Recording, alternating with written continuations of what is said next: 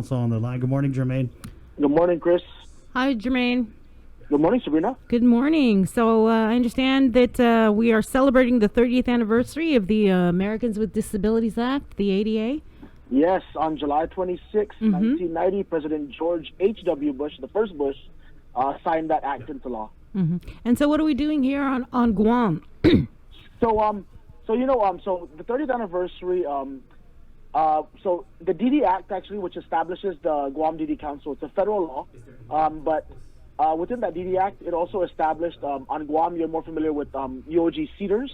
Right. And Guam Legal Services Corporation, the Disability Law Center. So those are all DD activities that were established in the DD Act, and we're traditionally known as tri-agency partners. We work on a host of activities throughout the year. But for the ADA, we're working to heighten awareness within our community, within the public, right? So, we're trying to further understanding of what the Americans with Disabilities Act is. Where we're not looking at it as just, a small 1 day, 1 month event, but we're trying to carry out events throughout the rest of this year and into next year, and try to make them have a lasting effect on what the people in our community understand about the ADA, its importance, why it was implemented in the first place. And we have a host of events that, not because of the current situation our community is in, they're not all finalized, but they're in the process, and there are certain things that we want to bring out to the public, make available to the public, that heightens, again, like I said, the understanding of the ADA and disability right laws that we have, not just in our local laws, but also in our federal laws. Right. And speaking of awareness, are you aware of that lawsuit, or maybe you can bring us up to date on the lawsuit that was filed years ago, I want to say by Roland, I think it was Roland Timinglo. He sued the government of Guam because when they started building constructing and putting up these new street lights or poles, Right. They basically put them in the middle of the sidewalk, and so now so many of our sidewalks are not ADA compliant. Right, and so he took the government to court, and Public Works was given a timeline to correct the problem. Yeah. And I think the last time I saw that they had started correcting it, but then they found some other areas that needed to be addressed. Right. I mean, the long story short, Jermaine, how do we hold ourselves up on high to celebrate the ADA anniversary when the fact remains that the vast majority of facilities, government-wise, are not accessible to those people with disabilities? Yeah. Well, to do that, we really first have to accept that although the ADA is there, although those, those legal protections are there, it hasn't come full circle, right? Like you just mentioned, right? That's just one example of the deficiencies that are out there, right? I don't have the magic, the solve, the cure-all, right, for these things, and no one has that. But it's actually just working in collaboration with all the community partners who represent the various sectors of the disability community to bring these issues to the forefront, right? Like Mr. Timelo, I believe was the former DOE's yes, director, right, or superintendent, I guess it is now. But that's just one thing that shows us that we're not fully there, right? We're not 100%. We haven't covered all inclusion for all people, right, with disabilities. So it's really, like I said, it's making sure that our community is aware about it, right? What the ADA did in terms of not just putting laws in place that spell or outline what needs to be done in order to become fully compliant and to make sure that it targets full inclusion and integration of people with disabilities within all facets of our community, but it also gives an understanding to people with disabilities and their families about what rights they do have, right? So before the ADA was signed into law, things such as building compliance or things such as ensuring that children with disabilities in the school system get the same opportunities as their counterparts who don't have disabilities, right? Those things weren't well known back then. So what the ADA did was it's pushing that and saying that you have to there's a standard that has to be met in all parts of our community, right? There's a standard that has to be met. And, I know your question was, can I speak to that particular lawsuit? I personally cannot. The Developmental Disabilities Council is just one of the many organizations within our community that tackles disability issues. Where the DD Council is more focused on developmental disabilities, which is those that happen earlier in life to individuals. But we do. But I mean, Jermaine, as part of the tri-agency thing that you had mentioned, don't you think that it would behoove you or any of the agency has to kind of, I don't know, go to Adelup and be like, hey, what are we going to do to become ADA compliant outside of, trying to do these piecemeal solutions according to this lawsuit? Because we could just go and do it if the will was there, right? It's not like we have to wait until the court says go. No, they already did. Yeah, I mean, they did, right. No, like as you mentioned, the way you framed it was, that's one issue, but there's a whole host of issues that also are affecting people in their daily lives, right? Not just that sidewalks aren't ADA compliant, but let's just run down those issues, Jermaine. So we've got the sidewalks not compliant. What are the other issues that are facing those with disabilities that you feel are up there with the accessibility? There are buildings that aren't ADA compliant. There are services being provided that aren't fully inclusive, aren't fully cognizant of some of the difficulties or some of the challenges individuals with disabilities and their families face.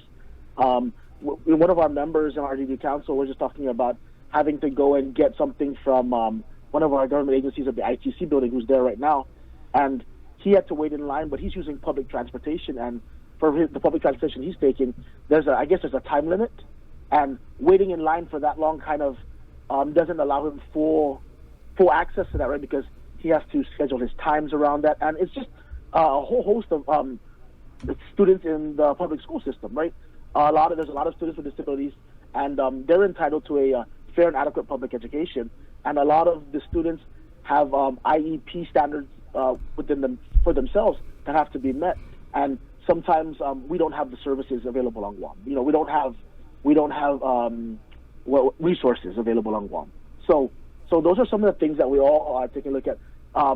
Under Guam Cedars, they have the Guam System of Assistive Technology, and they do a lot of research, and they provide assistive technology devices to people, some of them who are deaf or who are blind, right? And there's just so many problems that the general public might not see as an issue, but to an individual with a disability, right, just that one obstacle that they're confronting within their daily lives, trying to conduct their daily lives, it's a huge thing for them. So there are a lot of individual problems that individuals and individual families are dealing with that we're all trying to grasp our fingers around, right, to address and make sure that they, get just life becomes a little bit easier for them to live. Do you think there's a level of understanding for those persons living with disabilities that the government of Guam just can't afford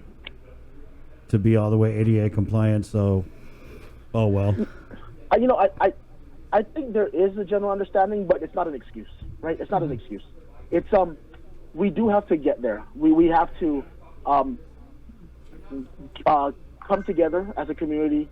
Put together our resources, put together our manpower, put together our expertise, and because Guam is so far removed, I actually deal with a lot of the executive directors from all the other states for their DD councils, and they have the opportunities for more resources. They can just go to the next state, or they can fly things in that are really close. We're so far removed from everything, and the same problem happens with the DD councils in CNMI and American Samoa. Because we're so far removed, we face the daily challenge of trying to expend or trying to exhaust the resources we do have, the resources that are readily available to us. We have families here, with individuals with disabilities who they leave off island because the services are far greater. The opportunities are far greater back in the States, and there's an understanding, but like I said, it's not an excuse. We do have to work our way there to ensuring that not just government services, but all facets of public life are ADA compliant. So how involved is the Guam Developmental Disabilities Council? You mentioned the IEP, the Individual Education Plan for students at GDOE with special needs. How involved are you guys with ensuring that they are receiving the sort of or their education needs are addressed? Because oftentimes we do get these calls from parents who are concerned that their children aren't, getting the services or their IEP isn't being met. Well, the DD Council in particular, we're a council made up of, the majority are either individuals with developmental disabilities or family members, direct family members. And we do have quite a few parents whose kids are in the public school system. The DD Council is also a member of what's called the Guam Advisory Panel for Students with Disabilities. It's under the Department of Education, under special education, and we work to address those problems. We're made up of parents, not only in our council, but also in that advisory panel, and they bring forward their plans. Before COVID hit, I actually sit on the GAPS panel, the Guam Advisory Panel for Students with Disabilities. We call it GAPS for short. But we were in the planning stages of bringing out, for lack of a better term, town hall style meetings out to the different areas of our island to get parents of those students with disabilities to come out and meet with the administrators, meet with the people who are in charge at the school sites, directly at the school sites, and talk about the issues that they're facing. Some of the issues are shortage of one-to-one aids. Again, the unavailability of certain resources for students who have autism, for students who have Down syndrome, cerebral palsy, for those who have learning disabilities. There's a shortage of resources and services. So we're trying to encourage the public to come out and let people know what the issues are, because I can't begin to speak to what problems individual families or individuals are facing in terms of having their needs met. So we're encouraging members of the public, and we're going to try to get that back on track again, like I said, with all that's going on in our community, all the social distancing measures. Those things are kind of on hold right now, but we were gearing to bring it out to the community and try to get a more grassroots effort started where the administrators at DOE and just high-ranking officials throughout our community organizations are able to meet with individuals and families directly and hear what their concerns are, and try to work to develop ways to address those concerns. Okay, so I guess their concerns haven't been addressed yet, so that's concerning. Not all of them, but like I was actually not this past Friday, but 2 Fridays ago, I actually thank DOE for hosting a Zoom call. There were over 100 parents on the Zoom call, and it was specifically on special education. So there was a lot of questions being asked. A lot of parents were concerned about the upcoming school year and how it's going to run and how they're going to be able to prepare their child for an obviously different learning environment for this upcoming school year. Is that the first of many more to come? Because school is about to start in a few more weeks, and if these parents are just participating in their first Zoom conference, it looks like they need to have more Zooms. Well, I can't speak to what DOE is going to be doing, but that was one of the opportunities they were affording parents who may have had questions or were just concerned about some of the issues surrounding the upcoming school year, and they were able to call in. But they kept repeating it, kept encouraging parents, call your school administrators, call DOE Central, call them and address your concerns to them, and they'll try to get answers to you. The deputy superintendents were on that Zoom call, and they were answering the questions that were being posted on the chat. They were trying to get them as quick as possible, and they gave out all their email addresses, all their contact information, so that if parents or guardians of students with disabilities had any questions or concerns, further questions or concerns, they could follow up with them. Okay, and so if they want to get a hold of the Guam Developmental Disabilities Council and just meet with you guys directly, where do they go? What can they do? Okay, so they can call our office 735-9127. We're located in Manila, the Castle Building, Castle Mall Building. It's the building where Subway is if you're going to UOG. It's right across where it's right at the traffic light where the mobile is and all that stuff. I'm trying to give Guam directions here with landmarks. All right. Yeah, it's across the Muay Thai gym. yes, that talent box. Yeah. Right, yeah. So we're there in that building, but like I said, we don't, we work with a whole host of partners. UOG Cedars and GSAT are right here at the Dean Circle area. Right. We have Guam Legal Services, which is again another tri-agency partner. They're located down in Anigua. We have DISID, who's located in the DNA building over in Hagatna. And then there's different community organizations that people can reach out to. What's unique about the DD Council is that we have parents on our council, along with some government representatives from we have public health representatives, GRTA representatives. We have from DOE. We have just a bunch of different representatives of Guam Behavioral Health, GURA. They are part of ours, but we have a majority members who are individuals with developmental disabilities or the parents.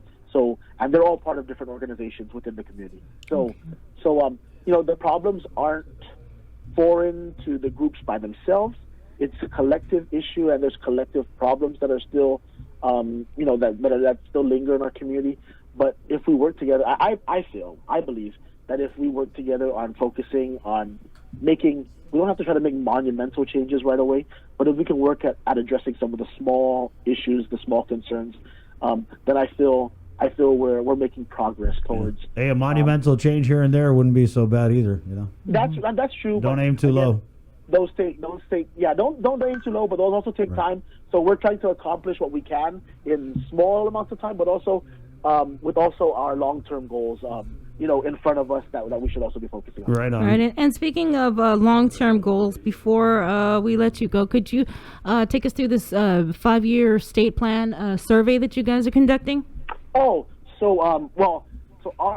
is for the DD Council. We have a 5-year state plan. I began in this position as the executive director last year, so I was kind of in the middle of it. So we're still in our existing state plan, but the survey that we had put out, that our office had put out, we're trying to get ideas to what our next state plan, which I believe goes into effect in 2022.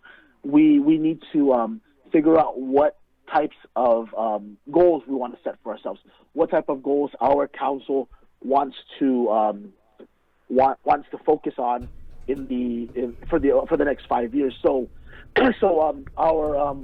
under the National Association of Councils for Developmental Disabilities. They're contracted by the Department of Health and Human Services, and they oversee all the DD councils in all 56 states and territories.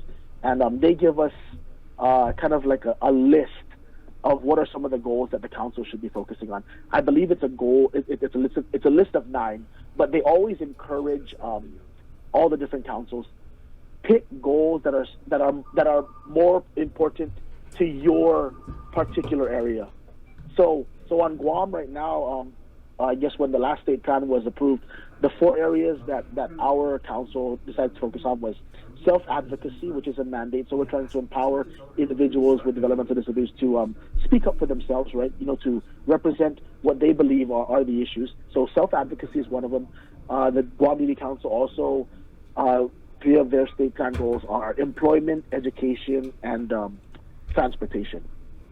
So what the survey was is we're trying to get a feel. We obviously gave it to our members, but we also gave it to our community partners to try to reach out to the people who are in their network to see what types of goals we should set for ourselves as the DD Council to address and to work on attaining in our next state plan. All right. Thank you so much, Jermaine, for joining us this morning. Was there anything else that you wanted to get out? Well, I do want to push that on Guam, along with again Guam Cedars, Guam Legal Services Corporation, and DISID. We're trying to push the hashtag. This was Cedars' idea, but the hashtag ADA30 Guam, and it's just highlighting parts in our community that are helping to push the goals of the Americans with Disabilities Act. So we want to highlight it at a local level. We want to highlight people, businesses, events, or organizations where where you can see that they're making accommodations for people with disabilities. So we're trying. That's part of our community awareness, and then, like I said, we have a whole host of other events that are in the planning stages right now. Like we want to bring out some films dealing with disability issues, make them available to members of the public who wouldn't otherwise maybe watch those sort of things. We have art contests in the planning stages. We have just a bunch of different ideas, and the ultimate goal is to heighten awareness within our community. Like Chris said at the beginning, it's hard to say that we're pushing for people to understand the ADA when just the education about it right now isn't so high in our community. So we want people to be more aware. Yeah, Jermaine, I know you guys got a Twitter and you're doing the whole social media thing, but reach out to us, man, because we do have a lot of listeners who have disabilities, and they call all the time asking stuff. So fold us into the mix, man, and we'd love to be a partner and get the word out, help you get the word out. I do appreciate it. I know we tried to get in contact a couple months ago, but I think larger news. But there was a little COVID. There was a COVID or something, right? Yeah. So a lot of those things, a lot of those plans or initial plans had changed. Yeah. But I really do appreciate you guys giving us sort of a platform to reach a greater amount of people. But thank you for mentioning that. We do have social media for those who. That's the thing now, right? So we do have a Facebook, we do have a Twitter, we do have an Instagram, and it just shows some of the events we get involved in, some of the partners that we link up with in terms of pushing some events. It's not that full right now, only because COVID is going on right now. But there was a lot of work being done before this. There's still some work that's right now on the table for discussion, and we're looking at once we move into a more safe environment that we can start kind of going back to how it was before COVID. We have a lot of plans in the upcoming months and in the years. So well, we look forward to what you guys are going to be doing and spreading the word and helping out. Amen. We really appreciate it though that you guys are giving us this opportunity. Of course, Jermaine. Of course. Yeah. Anytime, bro. You got my number. Yes. Please use it often. All right. Thank you guys so much. Take care. Okay, there you go. Wash your hands. Take care. All right. 708. That was Jermaine Alerta. Let's try the Zoom again, guys. I'm scared, though. Let's try. Okay, stand by. Okay, hold on.